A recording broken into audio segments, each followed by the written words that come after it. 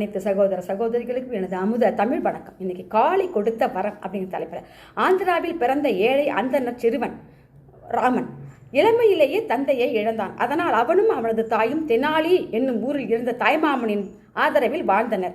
ராமனுக்கு அறிவு கூர்மையும் நகைச்சுவை திறனும் இயல்பாகவே இருந்தன.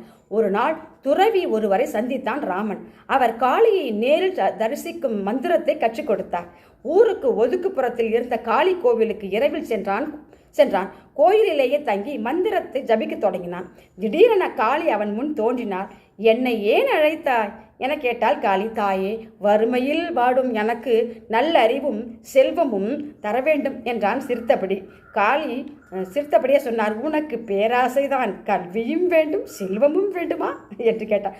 ஆம் தாயே, புகழுடன் வாழ கல்வி வேண்டும், வறுமை நீங்க பொருள் வேண்டும் என்றான் ராமன்.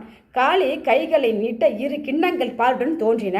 அவற்றை கொடுத்து, ராமா, இந்த கிண்ணங்களில் உள்ள பால் மிக விசேஷமானது.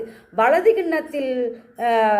கிண்ணம் கல்வி, இடது கிண்ணம் செல்வம். ஏதாவது ஒரு கிண்ணத்து பாலை நீ குடிக்கலாம். உனக்கு எது தேவையோ அதை பார்த்துக்கொள் என்று சொன்னார். என்ன தாயே, இப்போது எதை குடிப்பது என்றே தெரியவில்லையே என யோசித்தான். சட்டென்று ஒரு கிண்ணத்தில் இருந்த இடது கையில் இருந்த பாலை வலது கிண்ணத்தில் ஊற்றி மடமடவென்று குடித்து விட்டான். காளிக்கு கோபம் வந்து விட்டது. ஒரு கிண்ணத்தில் உள்ள பாலைத்தானே குடிக்க சொன்னேன். ஆம் தாயே, நானும் ஒரு கிண்ணத்து பாலை தானே குடித்தேன் என்றான். ஏன் 2ஐயும் ஒன்றாக கலந்தாய் என்று கேட்டார். கலக்கக்கூடாது என நீங்கள் சொல்லவில்லையே தாயே அப்படின்றார். அவனது பதிலை கேட்டு காளி சிரித்தாள். ராமா, நீ கெட்டிக்கார பயல், என்னையே ஏமாற்றி விட்டாய். விகடகவி என்னும் புகழுடன் வாழ்வாயாக என வரமளித்து மறைந்தாள்.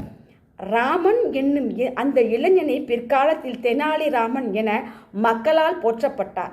விஜயநகர மன்னரான கிருஷ்ணதேவராயரின் அவையில் 8 அமைச்சர்களில் ஒருவராக திகழ்ந்தார். கேட்டதுக்கு மிக்க நன்றி. வாழ்க வையகம், வாழ்க வளமுடன்.